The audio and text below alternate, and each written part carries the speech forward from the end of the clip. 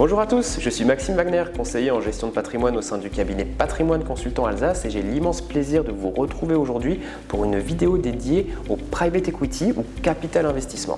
Et pour cela, je suis accompagné de Kevin que je laisse se présenter aujourd'hui. Bonjour à tous, merci Maxime pour l'invitation. Je suis ravi d'être avec vous aujourd'hui pour parler du sujet du capital investissement. Je me présente, je m'appelle Kevin Quinter, je suis directeur des partenariats au sein du groupe Interinvest. Comme je l'ai dit, aujourd'hui on va parler de private equity, capital investissement. Donc déjà pour commencer, si on devait démocratiser la chose, comment tu l'expliquerais à des personnes qui n'en ont jamais entendu parler? Très bien, alors en fait, capital investissement c'est la version française, private equity c'est la version anglaise. Je trouve que la version anglaise est davantage parlante parce que private equity du coup ça veut dire marché privé. Donc c'est quelque chose d'assez confidentiel, mais de manière très simple, ça consiste en la chose suivante. C'est du financement apporté à des sociétés qui ne sont pas cotées en bourse. Pas cotées en bourse, donc effectivement, je crois que c'est ça qui est important de retenir. C'est une classe d'actifs dont on entend de plus en plus parler en France, sauf erreur de ma part, on a un peu de retard. C'est nos voisins anglo-saxons chez qui ça comprend une partie du patrimoine parfois assez importante. Pourquoi est-ce que, d'après toi, il y a un retard comme ça en France et pourquoi est-ce qu'on s'intéresse maintenant? Alors déjà, ce qu'il faut savoir, c'est que le marché du private equity à l'échelle mondiale, ça représente à peu près aujourd'hui un peu plus de 10 000 milliards. En France, c'est à peu près 750 milliards et qui est géré à peu près par environ 440 sociétés de gestion. Et sur les 750 milliards en fait, gérés par les sociétés de gestion en France, il y a à peu près la moitié qui sont investis en France. Si on compare ça avec les sociétés cotées donc, du CAC 40, le principal indice français, ça représente à peu près 2 500 milliards. Donc effectivement, c'est plus petit, mais ça accélère et ça a quand même une taille de marché assez importante. Et typiquement, si on prend les pays d'Europe du Nord, c'est 2 fois plus développé. Donc, et après, il y a quelques subtilités à avoir en tête, mais ça, je pense qu'on en parlera un petit peu plus tard, entre le marché américain et le marché français. Le marché américain est un peu plus performant, mais beaucoup plus risqué parce qu'ils ont un biais qui est plus marqué à aller faire par exemple ce qu'on appelle du capital innovation. Et capital innovation, c'est pour aller financer notamment tout ce qui est start-up, donc des nouvelles sociétés qui viennent de se créer. Donc on finance principalement une idée qui est pour la plupart du temps disruptive. Donc un client investisseur peut diversifier son patrimoine et choisir quelque part, puisque j'imagine qu'il y a des fonds spécialisés dans l'un ou l'autre segment, ça on en parlera tout à l'heure, donc c'est bien ça? Exactement, en fait c'est que, pour résumer la chose, dans l'univers du capital investissement, en fait, on vient répondre à un besoin de financement d'une société non cotée en bourse et en fonction du stade de développement de la société en question, donc qu'elle soit au début de son histoire, donc pas rentable, ensuite une fois qu'elle est rentable et ensuite une fois qu'elle est bien rentable et qu'elle marche bien et qu'elle accélère et qu'elle a une assise assez solide, le niveau de risque n'est pas le même. Et donc en fait, plus on va aller dans une société qui est jeune, plus le risque va être élevé et plus la performance associée va être élevée.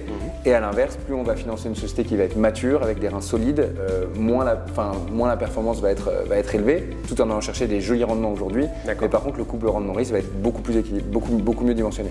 Très bien, mais finalement c'est assez vertueux parce que si j'ai bien compris, quelque part c'est de l'économie réelle, on finance des entreprises qui ont des besoins sans doute parfois de développement aussi, de l'innovation, etc. Donc quelque part le client, il peut estimer qu'il aide, il contribue à aider ces sociétés.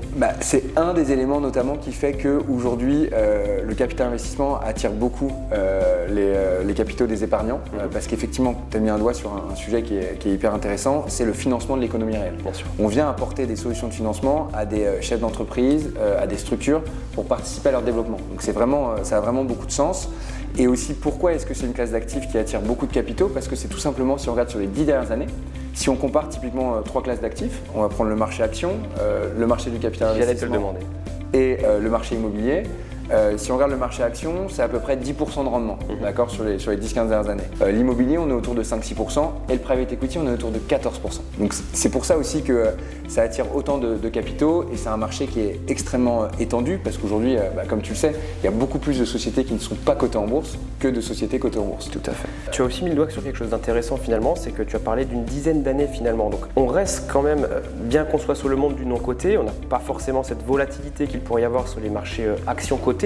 Ça reste toutefois de l'action, il y a quand même un risque inhérent et c'est ce qui explique, je pense, la duration des fonds et le fait que ce soit un investissement de plutôt moyen-long terme finalement. Bien sûr, il faut le rappeler, ça reste un investissement qui présente un risque de perte en capital, qui est plus ou moins différent en fonction du sous-jacent de la catégorie dans l'univers du capital investissement sur lequel on va. Mais effectivement, il y a un risque de perte en capital. Et en fait, le premier niveau de diversification que proposent les sociétés de gestion comme nous et d'autres dans l'univers de la structuration de fonds de capital investissement, c'est la création de fonds. Dans un fonds, en fait, on ne va pas investir dans une société, mais on va investir dans une dizaine de sociétés. Très bien. Ce qui permet de répartir le risque et ce qui est aussi intéressant pour les investisseurs. Tout Tout à fait. Et donc du coup, à quel type d'investisseurs on s'adresse aujourd'hui? Parce qu'il me semble que certains fonds ont des seuils d'accès qui sont quand même assez élevés. Alors, je sais que ça s'est démocratisé, hein, on est parti de loin, mais aujourd'hui c'est un petit peu plus accessible. Mais à qui on s'adresse exactement? Nous, on propose des fonds, et même le marché du capital investissement propose des fonds accessibles à partir de 100 000 euros. D'accord. Et également, on peut retrouver des fonds dans lesquels en fait, on apporte de la liquidité sur une classe d'actifs qui est par essence illiquide. Oui. Et qui est disponible notamment dans l'univers assurantiel, assurance vie ou PER, et qui est accessible à partir de quelques milliers d'euros tout simplement. C'était ma question. Donc finalement, on peut donner accès à tout le monde, à toute personne qui détient une assurance vie, un PER aussi, à cette classe d'actifs, sans forcément avoir des tickets d'entrée un peu plus conséquents sur le direct finalement. Hein. Exactement, c'est tout à fait possible. Soit on vient investir en nominatif, d'accord, donc directement auprès de la société de gestion qu'on sélectionne, et donc là on investit à partir de 100 000 euros, d'accord. Ce qui est intéressant aussi, c'est qu'on peut avoir un appel de fonds unique. Oui. Typiquement, je signe mon bulletin de souscription de 100 000 euros d'investissement, je suis encaissé de 100 000 euros tout de suite.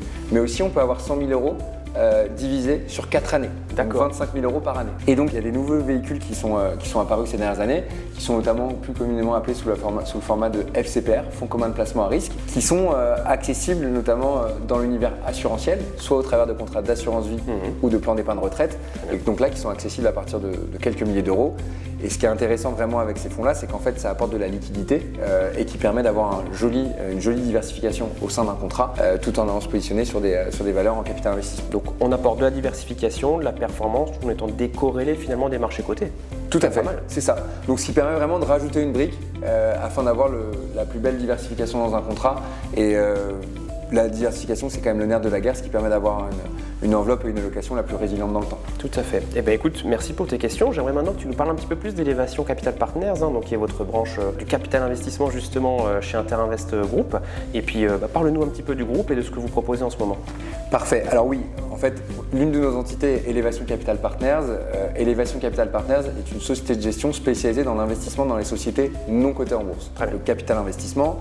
Cette société de gestion, on a fêté ses 10 bougies il y a quelques mois, donc merci beaucoup, donc on est vraiment très contents. La société de gestion se développe très bien, elle compte à peu près une vingtaine de personnes, comprenant des gérants, des analystes, fonctions marketing, réglementation, IT également. Okay. On l'a compris aussi, le digital, c'est un élément qui est important et qui permet aujourd'hui de répondre à la demande de beaucoup d'investisseurs. On a créé plusieurs typologies de véhicules, à la fois des FPCI, donc fonds professionnels de capital investissement, accessibles à partir de 100 000 euros, mais également FCPR, Fonds commun de placement à risque, ce dont on parlait un petit peu plus tôt, qui sont accessibles notamment dans des contrats d'assurance vie de droit français. En termes de taille, où est-ce qu'on en est? Aujourd'hui, la société de gestion gère un peu plus de 850 millions d'euros à date, donc on est vraiment content 10 années après la création. Et si on regarde véhicule par véhicule très rapidement, parce qu'on a créé plus d'une vingtaine de véhicules, l'idée n'est pas de balayer tous les véhicules, mais assez rapidement, et un chiffre qui je trouve est intéressant, le premier fonds qu'on a lancé en 2015, on a collecté 4 millions d'euros. Et le dernier fonds qu'on a clôturé à fin juin de cette année 2025, on a clôturé à 162 millions d'euros. Donc ce qui représente une belle croissance. Et d'ailleurs, j'en profite pour remercier l'ensemble de nos partenaires et notamment merci Maxime pour votre contribution à ce succès. Eh bien écoute, avec plaisir. Donc, et aujourd'hui, est-ce qu'il y a peut-être une solution de laquelle tu auras envie de parler, peut-être, que vous mettez en avant en ce moment? C'est ce fonds Alors, je pense qu'on peut parler d'une solution qui s'appelle le FPCI Elevation Myriad 3. Oui. Mais avant de rentrer dans le détail de ce fonds-là, rapidement, je peux dire un peu quelles sont les stratégies auxquelles on s'adresse, auxquelles nos gérants s'adressent. Donc on va à la fois faire ce qu'on appelle du fonds thématique, des fonds plutôt primaires. Donc ça veut dire que là, au sein d'un fonds, on va investir en 10-15 boîtes en direct, d'accord? Ça, c'est vraiment quelque chose qu'on fait depuis 2015. Ensuite, on a également développé une gamme de fonds qui permet d'avoir un couple rendement-risque intéressant. Et en termes d'exposition, pour un investisseur, ça permet en rentrant dans le fonds, ça permet d'être exposé à peu près à 250-300 sociétés à l'échelle internationale. Donc là, il y a un niveau de diversification supplémentaire, tout en allant chercher une belle performance, parce que l'objectif est de multiplier par 2 le capital confié par les investisseurs. Très bien. Et d'ailleurs, si on regarde un peu les statistiques sur les 35 dernières années, on peut voir que sur ce type de fonds-là, les fonds de fonds, en fait, il y a 97% de ces véhicules-là qui ont une performance positive historique. Donc c'est assez intéressant, avec un rendement moyen dégagé de 1,85. Ça veut dire que ton client investit 1 euro, il a récupéré en moyenne, dans 97% des cas, 1,85 €. Donc, ce qui permet vraiment d'avoir une logique de construction de portefeuille avec une forte résilience. Et finalement, le fonds de fonds, si je comprends bien, c'est un fonds d'investissement qui va aller piocher, épuiser et investir sur plusieurs fonds de private equity. Exactement. Donc quelque part, l'avantage, c'est, entre guillemets, pour un client qui ne saurait pas forcément vers quoi s'orienter entre du primaire, du secondaire, d'avoir un petit peu accès au meilleur des mondes, si je puis dire, via un seul et unique fonds, quoi. Exactement. En fait, l'idée, c'est d'avoir une logique de construction de portefeuille. Et donc, à l'intérieur, le job de nos gérants sur ce type de fonds, c'est d'aller sélectionner d'autres gérants partout dans le monde. Donc, nos gérants se déplacent de manière continue dans l'année. Typiquement, il y a 2 semaines, on avait un gérant qui était en Norvège. La semaine dernière, on a un autre gérant qui était en Allemagne. Ils vont aussi aux États-Unis, en Angleterre. C'est hyper important. Parce que d'ailleurs, ça me permet de soulever un point qui est fondamental pour moi. C'est avant tout un métier d'homme et de femme, le capital investissement. C'est-à-dire qu'en fait, le premier niveau d'analyse, ça va être d'analyser des données financières. Bilan, compte de résultats, ratio, projection financière d'une société. Une fois que ces vérifications-là sont validées, on passe à la deuxième étape qui est tout aussi importante, c'est d'aller rencontrer physiquement les sociétés et les gérants. Parce qu'en fait, comme on l'a dit un peu plus tôt, la vie d'un fonds d'investissement, ça dure 10 ans. Et donc, c'est hyper important d'être en confiance et de sentir en fait en face la solidité des équipes dirigeantes, des actifs dans lesquels on va se positionner. Bien sûr. Pour être sûr de ne pas avoir de mauvaises surprises. En tout cas, de mettre toutes les chances de notre côté. Donc, c'est pour ça que je dis que c'est un métier vraiment d'homme et de femme et qui est vraiment important.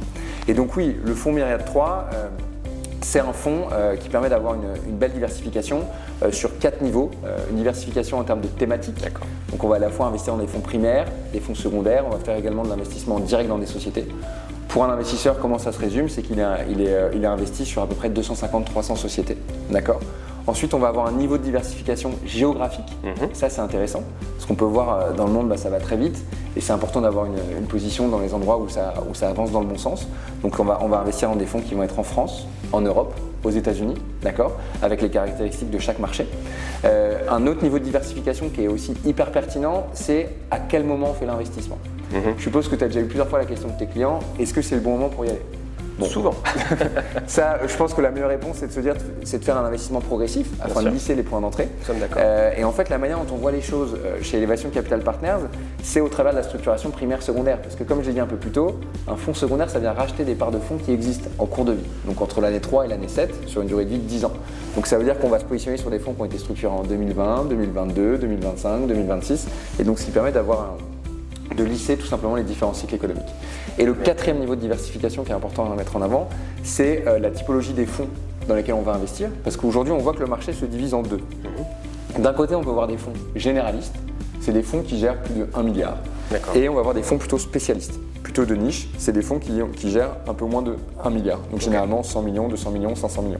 Et en fait, chacune des deux catégories va avoir ses forces et ses faiblesses. Et donc nous, on est assez convaincus qu'il faut être positionné sur les deux. À la fois des très gros fonds généralistes pour apporter une assise à nos portefeuilles, d'accord, le côté robuste. Et aussi aller chercher des fonds un peu plus spécialistes, de niche, qui s'adressent à des problématiques un peu plus poussées. Et donc en les sélectionnant bien, et ça c'est tout le travail de nos équipes de gestion, c'est ce qui va permettre de faire mieux que la moyenne du marché.